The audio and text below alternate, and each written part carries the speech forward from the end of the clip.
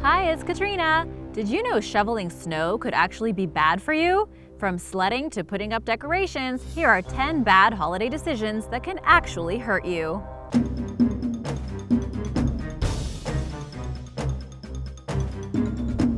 Number 10. Careless sledding. When the snow begins to fall, there's only one thing on the minds of kids, and let's face it, adults too. Sledding! Not only is it the most efficient way of traveling from the top of a hill to the bottom, but it's great fun. The problem is, though, that when the wintry season approaches, emergency rooms across the country have to prepare themselves for the influx of sled-related injuries. In the U.S., between 1997 and 2007, almost 230,000 children under the age of 19 were admitted to hospitals due to injuries sustained on sleds. That's about 23,000 a year. No matter if they've been on the snow in advanced sleds or saucer-shaped pieces of plastic, it seems everyone's at risk of a nasty accident. Experts believe the actual number of incidents is much higher because many people don't seek medical assistance.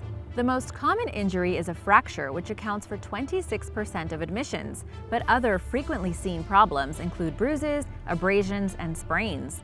Perhaps most worryingly, the body part most likely to be harmed is the head, with 9% of children taken to emergency rooms suffering from traumatic brain injuries. Still, it's important to have fun, and there are a number of ways to improve the safety of sledding.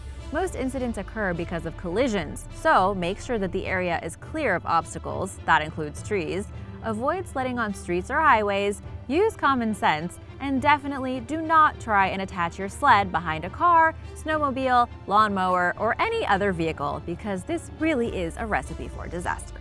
Number 9. Candles. No Christmas would feel complete without the use of candles, but having naked flames burning around the house plus dry Christmas trees can lead to major problems. According to the National Fire Protection Association, candle fires quadruple in frequency in December, with the most dangerous days being Christmas, Christmas Eve, New Year's Day, and New Year's Eve. The most common reason why candles cause fires are because the flame ignites another nearby object. So if you do have candles in the home, it's important to ensure any flammable objects are at least a foot away. The candles are set on a sturdy base, and that before leaving the house or going to bed, you go around and make sure each one is properly blown out. Number 8. Leaving food in the oven. One of the best things about the holidays is the huge amount of food that's cooked and eaten. But accidentally leaving food in the oven could cause far greater problems than giving your turkey a slight charcoaly aftertaste. Fire departments in the U.S. estimate that there are around 172,000 house fires a year that are started by cooking-related activities. That's an average of more than 450 a day and leads to 530 deaths, 5,200 injuries, and more than $1 billion of property damage per year. As you might expect, incidences of these kinds of fires peak around Thanksgiving and Christmas time, and most occur because people haven't been paying attention. Ranges or cooktops are involved in 63% of home cooking fires, 86% of deaths, and 79% of injuries, with those that use electric ranges being at much higher risk than those with gas versions. The main cause of incidents was unattended cooking, with 1/3 of people killed in cooking-related fires having been asleep at the time. Furthermore, at least half of the injuries sustained were caused by people trying to tackle fires without the appropriate equipment. So this teaches an important lesson. Stay awake and attentive when you're cooking, and if a fire starts, keep at a safe distance and only try to put out the flames if you know how to do it. Otherwise, get to somewhere safe, call the fire department, and let them handle it. And now for number 7. But first, do you have any advice for the holidays that you'd like to share? Let us know in the comments below. And be sure to subscribe before you leave. We have lots more videos coming up. Number 7. Shoveling snow. When that snow finally comes down, it's not all excitement and cheer. It covers everything, including roads and driveways, and so the annual pursuit of shoveling snow begins. It's a cold and arduous task, but in the US, about 100 people die while shoveling snow per year. This is because of the unusual conditions the activity puts the body through.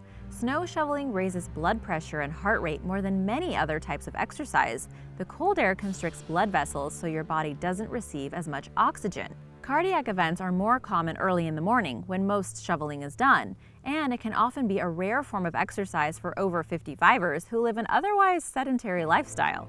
It's a more strenuous activity because it uses the arms more than the legs, and many people hold their breath when they're doing hard work. The wet and heavy nature of snow further increases the exertion required. Advice to mitigate the risks includes shoveling at a manageable rate, taking regular breaks, and being especially careful if you're over 55. So next time you want to send your kids outside to shovel snow because it builds character, be careful and make sure not to overdo it. And if you're over 55, see, here's another reason to stay in shape. Number 6, eating too quickly. So you've cooked a massive meal, the entire family's over, and you all sit down to eat. Finally. Now's when the competition begins to make sure you get your fair share and get as much of the tasty goodness as you can, so you start eating fast. While this might seem like a good idea because it's amazing and delicious, it majorly increases your chances of choking. According to the National Safety Council, around 5,000 people die each year from choking, many of whom are older than 65, and with a higher proportion suffering from complications during Thanksgiving and Christmas. It's therefore important to make sure that you chew your food properly and don't rush yourself, just to make sure you're not the next one to be sputtering at the table. It also is worthwhile learning the Heimlich maneuver, so if any of your holiday guests are careless when they're eating, you'll be able to make sure they'll live to see another holiday feast. Number 5, leaving on your Christmas tree lights. They're the focal point of Christmas celebrations, but Christmas trees can be one of the riskiest parts of the holiday season. The lights in particular are a fire risk because they spend most of the year in storage and are only brought out for a few weeks' use. Failure to inspect lights before putting them on a tree could result in a fire, especially as dry Christmas trees can engulf an entire room in flames within 30 seconds of being lit. They can even be explosive if the conditions are right, and this is why pine trees are used to make turpentine. To avoid all tree and light-related risks, check for broken bulbs and faulty wiring and ensure that you throw the tree away after Christmas, or plant it if possible. Even if you keep it watered, it will be dry within 4 weeks if it's cut. It's best to get rid of it as soon as the holidays are over. Number 4, overindulgence. I've already told you about the immediate dangers of eating too quickly, but there are long-lasting dangers of overindulging during the holidays. All the rich food that's consumed can put an immense toll on your body. Some statisticians believe that eating a lot, drinking, and watching television over the holidays can knock hours off of your life. It's suggested that doing these activities at any time of the year will reduce your life expectancy by 30 minutes for every day that you indulge. And considering during the holidays we tend to do many of these things every day, we could be losing lots of these micro lives. Of course, it would be pretty boring to not have fun, so the advice is to have everything in moderation. For sure, a few days of indulgence are fine, just don't make it a regular habit. Number 3, recklessness while putting up decorations. When holiday time approaches, people across the world try to outdo their neighbors by putting up increasingly elaborate decorations. This activity can prove to be one of the most dangerous aspects of the holiday season though, believe it or not. So it's important to be careful. Admissions to ERs for decorating-related injuries peak between November and January, and total numbers are on the increase every year. In 2013, for example, 15,000 people injured themselves when putting up decorations, which equates to about 250 people per day. This is usually a result of falling off ladders, and the most common injuries are lacerations, falls, and back strains. More serious problems such as broken necks and bones are not uncommon, and there's also been an increase in DUIs, decorating under the influence, where people think it's a great idea to climb up a ladder to attach lights to their house when they're drunk. Just be sensible while you're scaling your wall to put Rudolph and his friends hanging off your chimney. Remember, you are not immortal and you'll be fine. Otherwise, it could mean a costly trip to the emergency room, which is a terrible way to start your holidays. Number 2, eating holly berries. Holly leaves, branches, and berries are the ideal Christmas decorations, but it's important to keep them out of reach of mischievous hands because holly berries are very, very poisonous to both humans and animals. Swallowing enough berries can lead to vomiting, diarrhea, dehydration, drowsiness, and even death, and symptoms can begin in children after ingesting only 2 of them. The leaves, too, can also cause issues, but luckily they are far less likely to be eaten because they're so prickly. The best way to prevent holly berry poisoning is to remove the berries altogether before putting up the decorations. Even if you were to put them high up and out of reach, they quickly dry out when indoors and tend to fall to the ground where kids and pets can find them. If you think a child or your pet has eaten a number of berries, it's important to try and remove any that remain in the mouth, give them plenty of water, and if symptoms start to show, take them to an urgent care clinic or the emergency room so they can be checked out. Number 1, Unattended fires. The final terrible decision you can make during the holidays is to leave a roaring fire unattended. There are more than double the number of open fire flames on Christmas Day than at any other time of the year. Property loss due to fire at Christmas is said to be 34% higher, and the risk of death is nearly 70% higher than normal.